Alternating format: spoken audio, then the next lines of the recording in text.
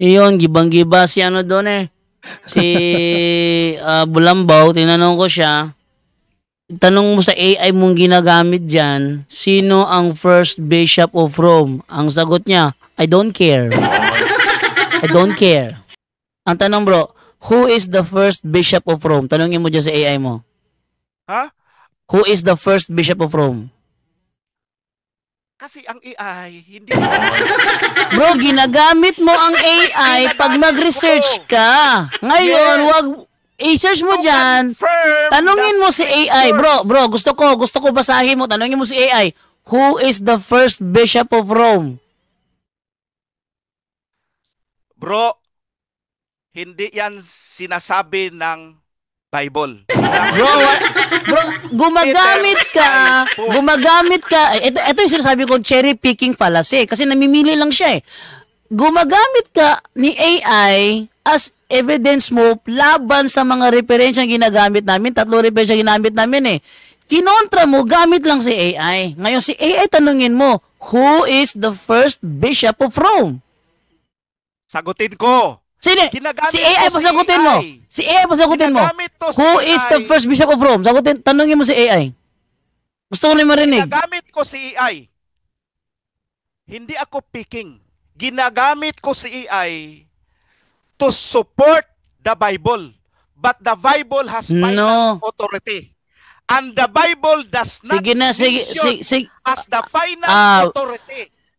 Bulambaw, wag mong ilayo ang tanong ko. Ang sabi ko sa'yo, tanungin mo si AI, who is the first bishop of Rome? Tanungin mo si AI.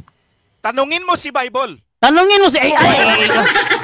Bro, wag kang mag-strawman ba? Bro, wag kang mag-strawman. Nahahalata ka nag-strawman ka eh. Wag kang mag-strawman.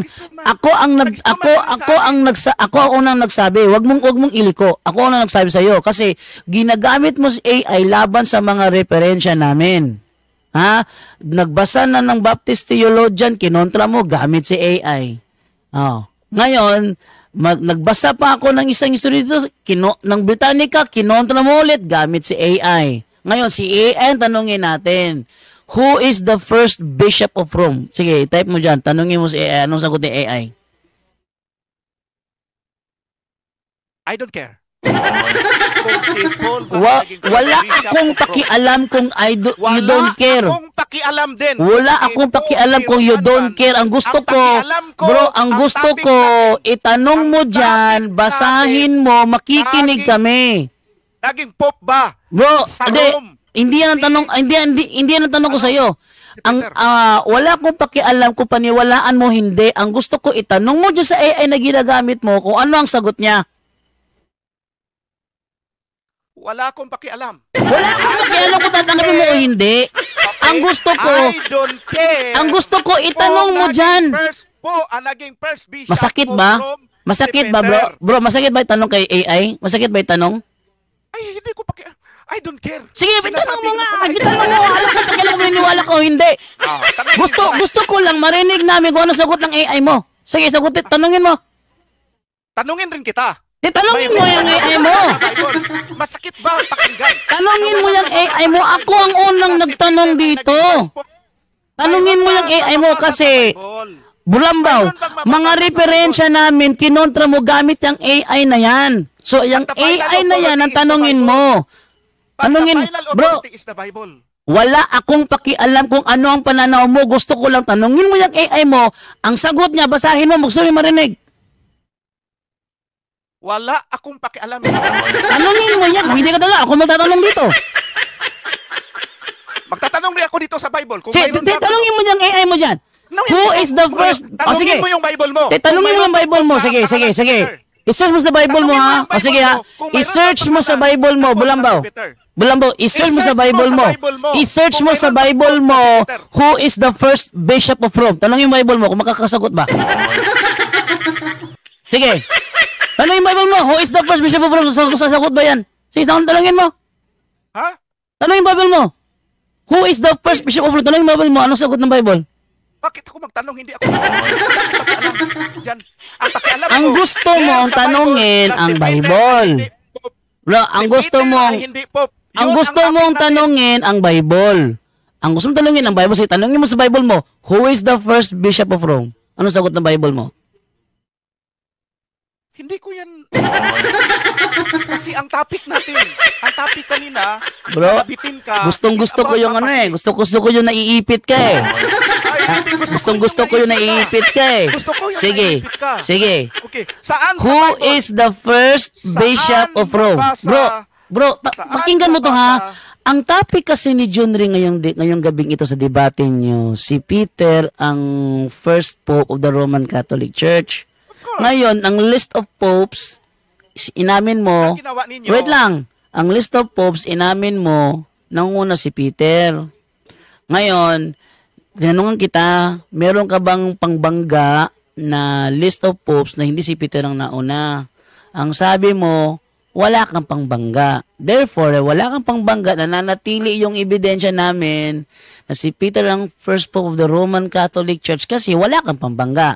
Pangalawa, tinanong kita kung si Peter ba ay bishop. Sabi mo, wala kang pakialam kung bishop ba siya o hindi. O, next question, nakarating ba siya sa Roma? Wala ka rin pakialam kung nakarating siya sa Roma. Puro ka na lang walang pakialam. The next question is, who is the first bishop of Rome? Yun ang itanong mo sa AI mo na ginagamit mo para kontrahin yung mga references namin. Who is the first bishop of Rome? Wala akong pakialam kung maniniwala ka man o hindi, Bulambaw. Wala akong pakialam kung maniniwala ka man o hindi. Ang sa akin lang, to be fair, sa side ko, sa side mo, at sa nanonood ngayon, tanungin mo yung AI mo kung ano ang sagot niya sa tanong na who is the first bishop of Rome. Basahin mo lang, makinig lang kami. Wala akong pakialam kung maniniwala ka man o hindi. Gusto ko lang itanong mo para masatisfy naman ako na nagtatanong, para naman ako masatisfy eh. Gusto kasi masatisfy ako sa tanong ko. Wala akong pakialam kung maniniwala ka man dyan o hindi. Ang sa akin lang itanong mo dyan, basahin mo, makikinig kami. Sige na, go. sagutin ko yung tanong mo. Hindi ko, Tanong ko kanina hindi na ikaw- hindi pa nasagot ni John Ray. hindi ikaw ang Hindi mo rin tinatanong nasagot. ko. Ang gusto ko, Bakit? ang Ako gusto lang kong ang tatanungin tanongin, mo. yung AI na Gusto mo ginagamit sagutin mo. Okay. I can research that anytime now. O sige, I actually know the i-research now, answer. i-research now. Kasi you can research anytime now, i-research now. Who is the first bishop of Rome? Hindi ko sagutin nga. Masakit pag naiipit, mga kaibigan. Ano? Masakit pag naiipit. Masakit pag naiipit, mga Ang kaibigan. tanong Ano? Oh, nga, doon ka. Wala akong pakialam kung maniwala ka man o hindi. Itanong mo lang dyan, basahin mo ang sagot, makikinig kami. Sagot niya, I don't care. I don't care. Ano ba naman? Nandyan si nandyan sa yung best friend mo, nandyan si Larry Silva sa comment ni bro. Comment section mo, bro. Dalawa na yung MCGI. So, bro Junri. So, Larry Silva? Po, bro Larry, no? Kung sa mga Basta gusto daw. gusto niya ababaw daw pumasok. ng utak ko. Sabi niya, ababaw daw ng utak ko. Sapagkat bago nagdating ang ilang mula kay Santiago ay nakisalo siya sa mga hintil. Ngunit nang sila'y magsidating siya'y umurong at humiwalay. Kasi hindi mo na unawaan yung talata. Pinaliwanag ko na yung talata. Nako. Ano sabi mo na dyan, Re? Doon sa... Mababaw daw yung unawa ko sa... Yung nirebuke ni St. Paul, mababaw daw yung unawa ko. Bakit nababaw daw? Takot ang rason kaya ginawa ni Pedro ang kamalian inilagaw. Kaya nga, yun naman sinabi ko Yun ang reason kung bakit siya nirebuke ni St. Paul dahil sa kanyang cowardness. Takot, yun ang sinabi ko, di ba? Pero hindi dahil sa hindi siya ang papa. Bingi. Hindi ka nakikinig Bingi yan si Larry Silva, bingi. Hindi ka nakikinig. Bingi yan. Bro, pasukin na lang para kasi total sinabihan yun na nga ayaw pa rin niya maniwala na pagiging leader ni Apostol Pedro sa atin. So ngayon patunayan niya pagiging leader ni Eli Soriano kung totoo. Dalawa na MCGI ngayon. Si Mangangaral na Magagalitin at Larry Pero, Silva. Brother Angel, Kung sino sa inyo, ang ipinagtataka ko lang, makapasok po kayo. Kung Brother Angel. Puro kasi nasasapawan yung mga questionnaire. Brother mga Angel, question. ang ipinagtataka ko lang, dalawa sila dyan, puro takot. Humarap. Ang gusto ko, This time naman si Bro Eli, patunayan nyo na biblical lang ang pagiging mangangaral niya at pagiging leader, ha. Kasi ayaw nyo tanggapin si Santo Papa namin. Okay, at so saka, patunayan nyo si Bro Eli na biblical talaga ang pagiging leader, head servant ba? Servant leader nyo, ha? hindi, ano Bro yan, Larry, overall pakisuyo yun, po. overall servant daw. Overall servant, patunayan nyo na biblical po. No, kasi marami na kaming sinabi rito is from the Bible, sa church history, kasaysayan, talagang si Pope si Saint Pope Peter po ang pinakauna Santo Papa namin. Ngayon, kung Sana, ayaw nyo tanggapin, ano nyo si ano po, kung paano naging overall servant ayon sa Biblia. Patunayan nyo po, tawag po kayo, Bro Larry, at saka Bro at, Mangaral, at sana, Bro Jando. at sana, maglabas naman sila ng tapang. Ang tapang ni Eli Soriano nung buhay pa yun eh. Kahit na naghihingalo na si Eli Soriano, matapang pa rin yun. Ito mga membro, ba't ang dadaming duwag? Ang gusto ko, mga member ng MCGI, wait lang ha. Ang gusto ko sa MCGI, ilabas nyo yung tapang nyo. Kung talagang magaling kayo, ba't ayaw nyo kaming labanan? Ba't hanggang comment section lang kayo? Bro Jando, Bro John Ray, sabi niya doon sa comment niya, hindi naman pinagbabawal ang mag-asawa sa mga mangangaral, sabi niya. Sabi ko, natawa ako, bakit si Eli Soriano walang asawa? Oh. At saka, kung ganon, bakit si Sislos hindi rin nag-asawa? Tsaka si Bro Eli nila, pala bawal mag-asawa eh. Bakit walang asawa si Bro Eli? Kaya nga, ngayon naman, sabi ko nga, tawag po kayo, tungkol naman kay Bro Eli, kasi ayaw nyo, inano na namin sa inyo lahat ang tungkol kay Pope namin, sa unang Papa, Apostol Pedro. Kayo naman, no? Patunayan nyo, yung pinapaniwalaan nyo na overall servant nyo ng Iglesia ng Diyos ay biblical, si Eli Soriano. Ano lang po kung wala po, iano nyo na yung dalawa, bro. Kung puro keyboard warrior lang sila, wala. Nag-iistorbo lang sa mga nakikinig. Ang ipinagtataka ko, bakit ayaw nilang manood ng kanilang programa sa ating programa papasok? Kaya nga, no? Meron naman silang programa, yung kay ano. Actually, sa kanilang programa, hindi naman tayo nangingialam. Hindi naman tayo nanggugulo. Kasi alam natin, mali-mali kasi ang turo ni Soriano. So, hindi na kami interesado. At saka kahit pa ating pasukin, tatanggapin ba ni Rason? Hindi rin naman, di ba? Ba't sila nandito sa ating programa? Alam yun, si Rason, alam niya, business. Walang alam sa Biblia yun. Pangit na ba ang programa ng MCGI ngayon kaya nandito kayo sa amin? Yun dalawa.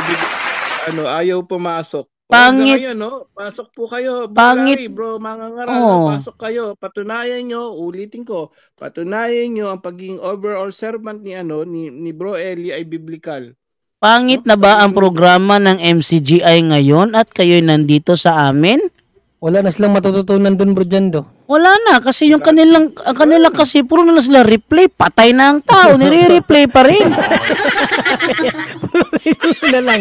Tapos sasabihin nila, mga Katoliko, mahiya naman kayo, patay na ang tao, tinitira nyo. Patay na pala, ba't nyo palagi nire-replay? Hindi kayo makapag-move on eh.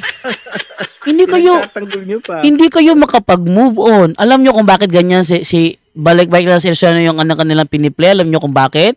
Kasi wala silang natutunan. Kaya kung meron pa silang natutunan, marami na sana silang mga evangelizer. Kaso walang evangelizer. Tingnan nyo, pati si Rason. Sabi ni Soriano, bawal daw pumasok sa videoke bar. Pero meron silang videoke bar, kumanta pa din yung Rason ng My Way. No? Tingnan nyo. At saka nawala na o inalis at saka, mo, bro? Hindi ko pa inalis mo. At saka, wala namang